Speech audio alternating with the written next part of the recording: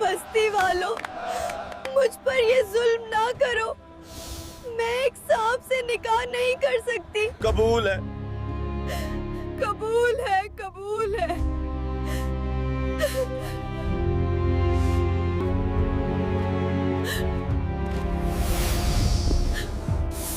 तमाम देखने वाले नाजरीन से गुजारिश है, मेरी इस दुख भरी दास्तान को सुनकर जरूर जाइएगा। सांप ने मेरे साथ क्या किया? जंगल में लकड़ियों का गट्ठा बांधते हुए ज़ैनब के कानों में एक अजीब सी सरसराहट गूंजी। ये हवा की सरसराहट नहीं थी, बल्कि किसी के कराहने की आवाज थी। वह ठिठक कर रुक गई। सामने बेरी की घनी झाड़ियों के पीछे कुछ हिल रहा था। तजस्सुस और खौफ के दरमियान लटकती ज़ैनब ने जब झाड़ियां हटाईं तो उसकी चीख हल्का में ही दब कर रह गई। एक अजीम उश्शान काला नाग, जिसकी लंबाई देखकर इंसान का कलेजा मुंह को आ जाए, वहां तड़प रहा था। उसके जिस्म पर किसी शिकारी चील के पंजों के गहरे जख्म थे, जिनसे नीलाहट माइल खून रिस रहा था। आम लड़की होती तो शायद वहीं बेहोश हो जाती या उल्टे पांव भाग निकलती, लेकिन ज़ैनब ने उस सांप की आंखों में देखा। वहां वहशत नहीं थी, बल्कि एक ऐसी इल्तिजा थी जो इंसानी रूह को झंझोड़ दे। ज़ैनब ने अपने कांपते हाथों से अपने दुपट्टे का पल्लू फाड़ा। वह करीब हुई तो सांप ने एक बार अपना फन फैलाया, मगर फिर जैसे उसे पहचान गया हो, उसने अपना सिर जमीन पर रख दिया। ज़ैनब ने बड़ी हिम्मत से उसके जख्म साफ किए और अपने हिस्से का दूध, जो वह मिट्टी के प्याले में लाई थी, उसके सामने रख दिया। पी ले, शायद तेरी जान बच जाए, वह धीमे से बुदबुदाई। सांप ने आहिस्ता आहिस्ता दूध पीना शुरू किया। उस लम्हे एक अजीब सा वाकया हुआ। जब सांप ने प्याला खत्म किया तो उसकी स्याह आंखें एक लम्हे के लिए सुनहरी चमक से रोशन हो गईं और ज़ैनब को ऐसा लगा जैसे उसके दिमाग में किसी ने सरगोशी की हो। तुमने मुझे नहीं, अपनी तकदीर को बचाया है। ज़ैनब बदहवास होकर पीछे हटी। एक सांप कैसे इंसान की आवाज में बोल सकता है? वह लकड़ियां वहीं छोड़कर अपने घर की तरफ भाग निकली। उसने सोच लिया था अब वह दोबारा कभी जंगल में नहीं आएगी। उसे आज तक जंगली जानवरों से ऐसा खौफ महसूस नहीं हुआ था जैसा इस सांप से हुआ था। एक जानवर, लेकिन आवाज इंसानी। यही खौफ बार बार ज़ैनब के दिल में उसे डरा रहा था। वह भागते भागते अपने घर पहुंच गई। वह मंजर उसके सर पर जैसे सवार हो गया था, लेकिन वह नहीं जानती थी कि उसकी जिंदगी अब बदल जाएगी। अगली सुबह जब वह सोकर उठी तो उसके आंगन की देहरी पर वही काला नाग कुंडली मारे बैठा था। पूरे गांव में जैसे कहराम मच गया। माई बख्तों ने दहाई दी, गांव वालों बचाओ हमें, न जाने इतना बड़ा सांप कहां से आ गया। मगर वह सांप किसी को कोई नुकसान नहीं पहुंचा रहा था। वह बस बैठा झोंपड़ी के अंदर देख रहा था, जैसे वह ज़ैनब को देखना चाहता हो। सांप का नाम सुनकर ज़ैनब का खौफ और बढ़ गया। वह कमरे में सिमटी सी बैठी थी।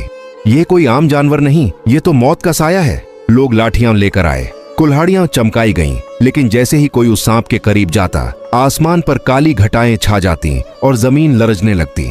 वह नाग किसी को नुकसान नहीं पहुंचा रहा था, बस वह सांप इंसानी आवाज में कह रहा था, बस्ती वालों, मैं तुम लोगों को कोई नुकसान नहीं पहुंचाऊंगा। मैं जिस मकसद के लिए इस बस्ती में आया हूं, मेरा वह मकसद पूरा कर दो। मैं बिना किसी को नुकसान पहुंचाए यहां से चला जाऊंगा। वह बस अपनी ठंडी आंखों से ज़ैनब को देख रहा था। खौफ की लहर तब उरूज पर पहुंची जब गांव का वडेरा चौधरी हशमत वहां पहुंचा। उसने जैसे ही बंदूक तानी, सांप ने अपना कद इतना बुलंद किया कि वह इंसानी कद से भी ऊपर निकल गया और पूरे गांव ने वह मंजर देखा जो सदियों की तारीख में नहीं हुआ था। सांप का फन लर्जा और फिजा में एक भारी, शाही मगर पुरजलाल इंसानी आवाज गूंजी, रुक जाओ ए मिट्टी के पुतलो, अगर तुम में से किसी ने भी हरकत की तो इस गांव की मिट्टी तुम्हारी कब्र बन जाएगी। मैं यहाँ शिकार करने नहीं, अपनी दुल्हन लेने आया हूँ। मेरा इस लड़की के साथ निकाह कर दो और इसे मेरी दुल्हन बनाकर मेरे साथ रुखसत कर दो। मैं बिना किसी को नुकसान पहुंचाए चला जाऊंगा। पूरे गांव पर सन्नाटा छा गया। ज़ैनब के पैरों तले से जमीन निकल गई। सांप की नजरें अब सीधे ज़ैनब की आंखों में प्यूस्त थीं और उनमें अब वहशत नहीं, बल्कि एक कदीम मोहब्बत का सहर था। वह मनहूस रात पूरे गांव पर किसी भारी बोझ की तरह मुसल्लत हो चुकी थी। ज़ैनब की झोंपड़ी के बाहर उस काले नाग की मौजूदगी अब कोई ढकी छुपी बात नहीं रही थी। वह नाग अब सिर्फ एक जानवर नहीं रहा था, बल्कि पूरे गांव के लिए एक ऐसी पहेली बन चुका था जिसका जवाब किसी के पास नहीं था। पहले पहले वह सिर्फ ज़ैनब के घर की देहरी पर पहरा देता रहा, लेकिन फिर उसने गांव की गलियों का रुख करना शुरू कर दिया। अजीब बात यह थी कि वह किसी मवेशी को छेड़ता था, न किसी राहगीर पर हमला करता। वह बस खामोशी से रेंगता हुआ वहां पहुंच जाता जहां ज़ैनब मौजूद होती। अगर ज़ैनब कुएं से पानी भरने जाती तो वह नाग करीबी पीपल के दरख्त की शाख से लटक कर उसे देखता रहता। अगर वह खेतों में होती तो वह झाड़ियों में छुपकर उसका पीछा करता। गांव की औरतों ने कुएं पर जाना छोड़ दिया, बच्चों को घरों में कैद कर दिया गया और मर्दों ने अपनी लाठियां और बंदूकें निकाल लीं। ये मनहूस लड़की हमारे बच्चों को मरवाएगी। न जाने इस लड़की ने कौन सा गुनाह किया होगा जो यह अजाब सब पर मुसल्लत हो गया। यह नाग नहीं जो ज़ैनब के पीछे पड़ा है, कोई बहुत बड़ी अनहोनी का पेश खैमा है। गांव की मस्जिद के बाहर लोगों का हुजूम गुस्से और डर से चिल्ला रहा था। आखिरकार सब्र का पैमाना लबरेज हो गया। चौधरी हशमत ने फैसला किया कि आज रात इस ज़ैनब का किस्सा तमाम करना होगा। रात के पिछले पहर जब आसमान पर चांद बादलों के पीछे छुपा था, पूरे गांव के मर्द मशालें थामे ज़ैनब की झोंपड़ी की तरफ बढ़े। मशालों की नारंगी रोशनी में उनके चेहरे भयानक लग रहे थे। ज़ैनब अपनी झोंपड़ी के अंदर सहमी सी बैठी थी। उसे बाहर से लोगों के चिल्लाने की आवाजें आ रही थीं। बाहर निकालो इस बला को, आज हम इसे जलाकर राख कर देंगे। जैसे ही हुजूम ज़ैनब के आंगन में दाखिल हुआ, वह काला नाग अंधेरे से निकलकर सामने आ गया। उसका साइज देखकर लोगों के कदम वहीं जम गए। वह इतना बड़ा था कि उसका फन मशालों की रोशनी में किसी स्याह ढाल की तरह चमक रहा था। चौधरी हशमत ने हिम्मत जमाकर बंदूक तानी। आज तेरा आखिरी दिन है। अभी वह ट्रिगर दबाने ही वाला था कि अचानक एक ऐसी गरजदार और पुरजलाल आवाज फिजा में गूंजी कि लोगों के हाथों से मशालें गिरने लगीं। यह आवाज किसी इंसान के गले से नहीं बल्कि उस नाग के फैले हुए फन से आ रही थी। आवाज में ऐसी कशिश और रौब था कि पूरा मजमा साखित हो गया। रुक जाओ नादान इंसानों, मेरी मौत तुम्हारे हाथों में नहीं बल्कि तुम्हारी बर्बादी तुम्हारे हाथों में जरूर है। लोगों की आंखें फटी की फटी रह गईं। एक सांप बोल रहा था, यह तो कयामत की निशानी थी। ज़ैनब ने लरजते हुए किवाड़ खोले और बाहर का मंजर देखकर उसके होश उड़ गए। नाग ने अपना सिर बुलंद किया और उसकी सुनहरी आंखों ने पूरे मजमे का तवाफ किया। तुम सब खौफ में जी रहे हो, तुम्हारे बच्चे डरे हुए हैं, तो सुनो, मैं इस गांव को खून से नहला सकता हूं। मैं तुम्हारी फसलें राख कर सकता हूं और तुम्हारी नस्लों को इस ब्याबान में दफन कर सकता हूं, लेकिन मुझे तबाही नहीं चाहिए। सांप की आवाज में एक अजीब सी तड़प उभरी। फिर उसने अपना रुख ज़ैनब की तरफ किया जो दीवार से लगी कांप रही थी। अगर तुम अपनी और अपने बच्चों की बका चाहते हो, अगर चाहते हो कि इस गांव पर कभी कोई आंच ना आए, तो इस लड़की ज़ैनब का निकाह मुझसे कर दो। इसे मेरी शरीके हयात बना दो और मैं वादा करता हूं कि यह गांव हमेशा के लिए मेरी पनाह में आ जाएगा। वरना याद रखो, सूरज तुलू होने से पहले यहां सिर्फ मातम होगा। ये सुनते ही सन्नाटा छा गया। चौधरी हशमत, जो अभी तक बहादुरी दिखा रहा था, अब उसके माथे पर पसीना था। खुदगर्जी इंसान की फितरत में है और जब जान पर बनाए तो इंसान सबसे पहले अपनों का सौदा करता है। चौधरी साहब, ये क्या कह रहा है? एक सांप से निकाह? एक देहाती ने कांपते हुए पूछा। हशमत ने मुड़कर हुजूम की तरफ देखा। उसे लोगों की आंखों में ज़ैनब के लिए हमदर्दी नहीं बल्कि अपनी जान बचाने की तड़प नजर आई। उसने ज़ैनब की तरफ एक सर्द और जालिमाना निगाह डाली। ज़ैनब, तू देख रही है, पूरे गांव की जान तेरे हाथ में है। अगर तू मान जाए तो हम सब बच जाएंगे। नहीं चौधरी साहब, ये आप क्या कह रहे हैं? ज़ैनब की चीख निकल गई। वह एक जानवर है, एक बला है। मैं कैसे उससे निकाह कर सकती हूँ? आप मुझे जिंदा आग में डाल दें, लेकिन यह जुल्म न करें। लेकिन हुजूम ने शोर मचाना शुरू कर दिया। हमें नहीं मरना, ज़ैनब को उसके हवाले करो। एक यतीम लड़की के बदले पूरा गांव क्यों तबाह हो? माई बख्तों ने आगे बढ़कर ज़ैनब को सीने से लगाना चाहा, मगर जवानों ने उसे पीछे धकेल दिया। ज़ैनब ने बेबसी से उन लोगों को देखा जिनके लिए वह बचपन से मेहनत करती आई थी। आज वही लोग उसकी कुर्बानी मांग रहे थे। उसने नाग की तरफ देखा जिसकी आंखें अब भी उसी पर जमी थीं। उन आंखों में अब धमकी नहीं थी बल्कि एक उदास सच्चाई थी। मंजूर है, चौधरी हशमत ने जोर से ऐलान किया। ज़ैनब का निकाह इस नाग से होगा, आज ही रात, अभी इसी वक्त। ज़ैनब के पैरों तले से जमीन निकल गई। उसे लगा जैसे आसमान उस पर गिर पड़ा हो। उसे जबरदस्ती पकड़कर हवेली की तरफ ले जाया जाने लगा। सहन के दरमियान ज़ैनब बैठी थी। उसका सुर्ख जोड़ा किसी शादी का लिबास नहीं बल्कि एक कफन महसूस हो रहा था। उसके आंसू थमने का नाम नहीं ले रहे थे। वह गिड़गिड़ा रही थी, हाथ जोड़ रही थी। चौधरी साहब, खुदा का वास्ता है, मुझ पर रहम करें। मैंने आप सबकी बेटियां खिलाई हैं, मैंने आपके घरों की खिदमत की है। मुझे जीते जी इस बला के हवाले न करें। क्या इंसानों का निकाह कभी सांपों से हुआ है? ज़ैनब की आवाज में इतनी तड़प थी कि पत्थर भी पिघल जाए, मगर सामने खड़े लोगों के दिलों पर खौफ और मुफाद की तहें जमी थीं। चौधरी हशमत ने अपनी भारी आवाज में गरज कर कहा, बस कर ज़ैनब, यह तेरी अकेली जान का मसला नहीं है, पूरे गांव की बका का सवाल है। वह नाग हमारी मौत का इंतजार कर रहा है। अगर एक यतीम लड़की के बदले हमें अमन मिलता है तो यह सौदा बुरा नहीं है। तू हमारे लिए कुर्बानी की अलामत बन जा, तारीख तुझे याद रखेगी। हुजूम से आवाजें उभरी। हाँ, इसे निकाह करना ही होगा। हम अपने बच्चों को इस बला का लुकमा नहीं बनने देंगे। सिर्फ एक आवाज थी जो इस जुल्म के खिलाफ उठी। माई बख्तो ने अपना कांपता हुआ हाथ बुलंद किया और जैनब के सामने आ खड़ी हुई। शर्म करो ए गैरत के दावेदारों, एक मासूम बच्ची को दरिंदे के आगे फेंकते हुए तुम्हारे हाथ नहीं कांप रहे? क्या तुम्हारे घरों में बेटियां नहीं हैं? मगर माई बख्तो की आवाज को शोर के समंदर ने दबा दिया। जवानों ने उसे धक्का देकर एक तरफ कर दिया। अब सहन के एक कोने में वह काला नाग नुमूदार हुआ। उसका भारी भरकम जिस्म फर्श पर रेंगता हुआ ऐसी आवाज पैदा कर रहा था जो हाजिरीन का खून जमा देने के लिए काफी थी। वह खामोशी से एक तरफ कुंडली मारकर बैठ गया, जैसे इस ड्रामे के अंजाम का मुंतजिर हो। निकाह ख्वां, जिसके हाथ में मौजूद कागज बुरी तरह कांप रहा था, जैनब के करीब बैठा। उसका चेहरा पसीने से शराबोर था और आवाज हल्क में फंस रही थी। बेटी जैनब, क्या तुम इस निकाह के लिए तैयार हो? उसने बमुश्किल यह जुमला अदा किया। जैनब ने एक आखिरी बार इर्द गिर्द देखा। उसे किसी भी आंख में माई बख्तो जैसी ममता नजर नहीं आई। वहां सिर्फ खौफ था, या फिर ये जल्दी कि कब ये लड़की यहां से जाए और वे अपने घरों के दरवाजे बंद करके सुकून की नींद सो सकें। उसे एहसास हुआ कि उसके अपने उसे पहले ही मार चुके हैं, अब सिर्फ रस्म बाकी है। उसने अपनी भीगी हुई पलकों को झुका लिया और एक ऐसी खामोशी इख्तियार कर ली जो किसी गहरे सदमे की अलामत थी। निकाह ख्वां ने उसकी खामोशी को रजामंदी समझा, या शायद उसने भी अपनी जान बचाने के लिए जल्दी की। जब ईजाब व कबूल का मरहला आया तो जैनब के लबों से निकला हुआ जी एक सिसकी की तरह फिजा में बिखर गया। जैसे ही निकाह के कलिमात खत्म हुए, उस काले नाग ने अपना रुख बदला और रेंगता हुआ जैनब के बिल्कुल करीब आ गया। लोगों ने दहशत के मारे पीछे हटना शुरू कर दिया। नाग ने अपने फन से जैनब के दुपट्टे का एक कोना छुआ, जैसे उसे अपने साथ चलने का इशारा कर रहा हो। जैनब उठी। उसके कदम बोझिल थे, जैसे वह किसी सूली की तरफ बढ़ रही हो। सहन से बाहर निकलते हुए उसने एक बार मुड़कर अपने गांव को देखा, जिसके लिए वह कुर्बान हो रही थी। मगर वहां अब मशालें बुझाई जा रही थीं। लोग अपने घरों की तरफ भाग रहे थे, जैसे वे इस गुनाह की गवाही से भी बचना चाहते हों। रात के सन्नाटे में जैनब उस पुरअसरार नाग के पीछे पीछे जंगल की उस गहरी तारीकी की तरफ बढ़ने लगी, जहां से वापसी का कोई रास्ता न था। क्या यह उसकी आखिरी रात थी या किसी बड़े मोजज़े का आगाज? ये राज अब सिर्फ उस अंधेरी झोपड़ी में खुलने वाला था। जंगल की वह रात इतनी स्याह थी कि हाथ को हाथ दिखाई न देता था।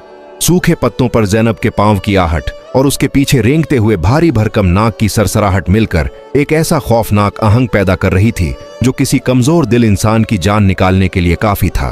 जैनब का सुर्ख जोड़ा झाड़ियों में फंसकर जगह जगह से तार तार हो चुका था, लेकिन न उसे अपने लिबास की फिक्र थी और न ही कांटों से जख्मी होने वाले पैरों की। उसे बस ये लग रहा था कि यह उसकी जिंदगी का आखिरी सफर है। जंगल की गहराई में, जहां दरख्त इतने घने थे कि चांदनी भी जमीन तक नहीं पहुंच पाती थी, वहां एक बोसीदा और कदीम झोंपड़ी खड़ी थी। उसकी दीवारें मिट्टी की थीं और छत घास फूस की। मगर जैसे ही वह नाक उस झोंपड़ी के करीब पहुंचा, एक अजीब सी नीली रोशनी उसके गिर्द रक्स करने लगी। नाग ने अपना रुख बदला और रेंगता हुआ झोंपड़ी के अंदर दाखिल हो गया।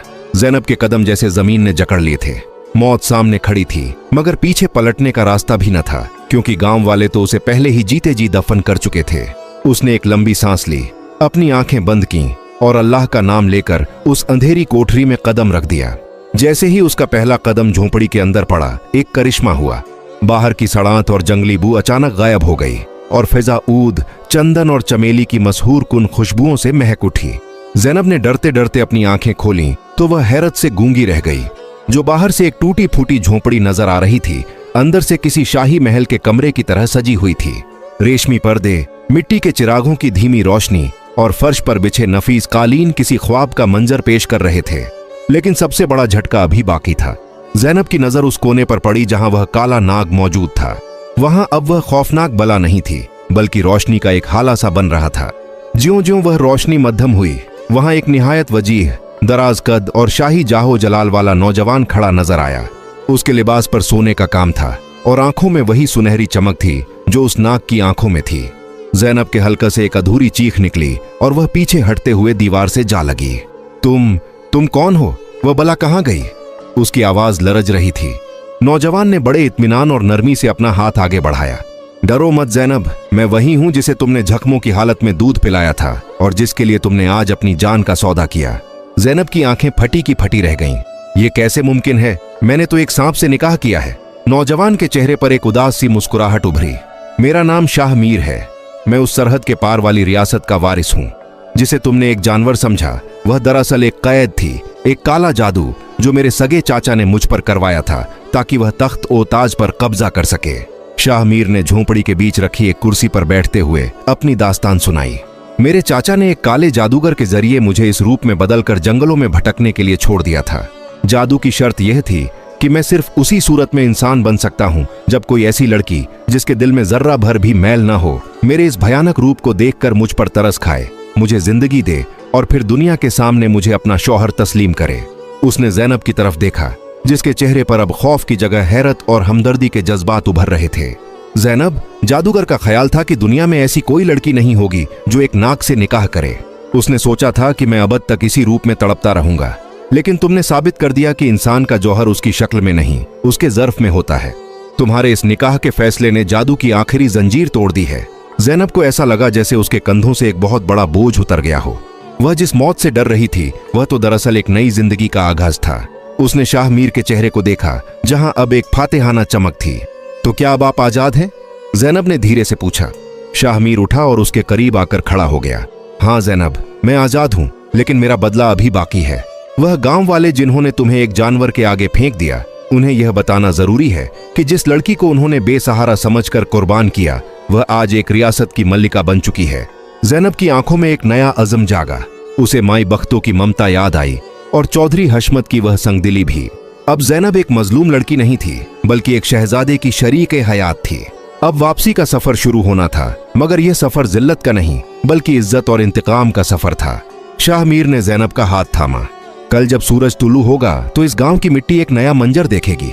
तैयार हो जाओ ज़ैनब, अब तुम एक मलिका की तरह इस गांव में कदम रखोगी। अगली सुबह जब सूरज की पहली किरण ने गांव की मिट्टी को छुआ तो फिजा में एक ऐसी तब्दीली महसूस हुई जिसका किसी ने तसव्वुर भी नहीं किया था। परिंदों की चहचहाहट में आज एक अजीब सा जोश था, जैसे वे किसी अजीम उस शान आमद की खबर दे रहे हों। गांव वाले जो रात भर इस खौफ और जमीर की मलामत में जागते रहे थे कि उन्होंने ज़ैनब को एक दरिंदे के हवाले कर दिया, अभी अपने घरों से बाहर निकल ही रहे थे कि दूर से घोड़ों के सुमों की टाप सुनाई दी। पहले पहल लोगों ने समझा कि शायद कोई नया अजाब आ रहा है, लेकिन जब धूल का बादल छौंटा तो सबकी आंखें हैरत से खुली की खुली रह गईं। वह कोई अजाब नहीं बल्कि एक शाही काफिला था। 4 सफेद घोड़ों से जुटी एक झरक बर्क बग्घी, जिस पर सोने का काम सूरज की रोशनी में आंखें छूंधिया रहा था, धीरे धीरे गांव की कच्ची सड़क पर रवां थी। बग्घी के इर्द गिर्द वफादार सिपाही अपने चमकते हुए नेजों और शाही वर्दियों में मलबूस पहरा दे रहे थे। पूरे गांव में खलबली मच गई। चौधरी हशमत अपनी हवेली के बरामदे में खड़ा कांपते हाथों से अपनी पगड़ी संभाल रहा था। माई बख्तो, जो रात भर रो रो कर हलकान हो चुकी थी, अपनी धुंधली आंखों से इस मंजर को देखकर हैरान थी कि या इलाही, ये क्या माजरा है। बग्घी चौधरी की हवेली के ऐन सामने आकर रुकी। सिपाही ने लपक कर दरवाजा खोला और पहले एक निहायत वजीह और रौबदार नौजवान नीचे उतरा। उसकी शख्सियत में ऐसा जाहो जलाल था कि सामने खड़ा हर शख्स बेइख्तियार झुकने पर मजबूर हो गया। लेकिन असल करिश्मा तब हुआ जब उस नौजवान ने अपना हाथ आगे बढ़ाया और बग्घी के अंदर से एक मलिका नुमा खातून बाहर आई। वह ज़ैनब थी, लेकिन वह ज़ैनब नहीं जिसे रात लोगों ने सिसकते हुए रुखसत किया था। उसके तन पर रेशमी लिबास था, माथे पर हीरों का झूमर चमक रहा था और उसके चेहरे पर वह सुकून और वकार था जो सिर्फ सच्चाई की जीत से मिलता है। पूरे मजमे पर सन्नाटा छा गया। लोग एक दूसरे के कानों में सरगोशियां करने लगे। क्या यह वही लड़की है? क्या इसे उस सांप ने खाया नहीं? चौधरी हशमत तो जैसे पत्थर का बन गया था। शाह मीर ने अपनी गूंजती हुई आवाज में सिपाहियों को हुक्म दिया, ऐलान कर दो, आज रात इस हवेली के सामने एक शाही दावत होगी। पूरे गांव का हर छोटा बड़ा यहां मौजूद हो। हम देखना चाहते हैं कि इस गांव के लोग अपनी कुर्बानी की अलामत का इस्तिकबाल कैसे करते हैं। रात हुई तो हवेली के सामने मैदान चरागों की रोशनी से मुनव्वर हो गया। अनाव ओ अकसाम के खाने की खुशबू फिजा में रच बस गई, मगर गांव वालों के हल्के से निवाला उतरना मुश्किल हो रहा था। शाह मीर और ज़ैनब एक ऊंची मसनद पर बैठे थे। शाह मीर ने हाथ के इशारे से सबको खामोश कराया और खड़ा हो गया। ऐ गांव वालों, शाह मीर की आवाज रात के सन्नाटे को चीरती हुई निकली, तुम सब आज यहाँ एक शहजादे की दावत खा रहे हो, लेकिन क्या तुम्हें याद है कि कल रात इसी जगह तुमने एक यतीम बच्ची का सौदा किया था? तुमने जिस काली बला के खौफ से अपनी बेटी को कुर्बान किया, वह बला कोई और नहीं, मैं खुद था। लोगों के सर शर्म से झुक गए। शाह मीर ने चौधरी हशमत की तरफ इशारा किया, जो सोफे के कोने में दुबका बैठा था। तुमने समझा था कि ज़ैनब को मौत के मुंह में धकेल कर तुम खुद बच जाओगे। तुमने इसे कुर्बानी की अलामत कहा था ना? तो सुनो, ज़ैनब कुर्बानी की अलामत नहीं, बल्कि तुम्हारी बुज़दिली और मेरी नजात की अलामत बन गई है। शाह मीर ने जैनब का हाथ थामा और फख्र से मजमे की तरफ देखा। इस लड़की ने उस वक्त मेरा साथ दिया जब मैं एक बदसूरत नाग के रूप में तड़प रहा था। जब तुम सब पत्थर मारने के लिए तैयार थे, इसने मुझे दूध पिलाया। जब तुमने मुझे मारने के लिए मशालें निकाली, इसने अपना नसीब मेरे नाम कर दिया। तुम इंसान होकर भी जानवरों से बदतर साबित हुए और जैनब ने एक जानवर में भी इंसान तलाश कर लिया। जैनब खामोशी से सब देख रही थी। उसकी आंखों में अब इंतकाम की आग नहीं, बल्कि एक गहरी उदासी थी। उसे अफसोस था उन लोगों पर जिनके दरमियान वह पली बढ़ी थी, मगर मुश्किल वक्त में सब अजनबी हो गए। शाह मीर ने अपनी बात जारी रखी। आज मैं जैनब को यहां से हमेशा के लिए ले जा रहा हूं।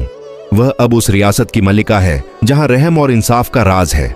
और तुम लोग, तुम उसी खौफ और जमीर की कैद में रहोगे कि तुमने एक मासूम को बेच दिया था। यह तुम्हारी सजा है कि तुम अब रहती जिंदगी इस शर्मिंदगी के साथ जियोगे। दावत खत्म हुई, लेकिन किसी के दिल को सुकून न मिला। शाह मीर ने माई बख्तों को बुलाया और उसे सोने की अशर्फियों से भरी थैली देते हुए अपने साथ महल चलने की पेशकश की, जिसे माई बख्तों ने रोते हुए कबूल कर लिया। बग्घी जब दोबारा रवाना हुई तो पूरा गांव सड़क के किनारे खड़ा हाथ बांधे देख रहा था। जैनब ने एक बार मुड़कर अपनी पुरानी झोंपड़ी को देखा और फिर शाह मीर की तरफ मुस्कुराकर देखा। अब उसके सामने एक नई जिंदगी थी, एक ऐसा मुस्तकबिल जहां उसे फिर कभी किसी की बेहिस्सी का निशाना नहीं बनना था।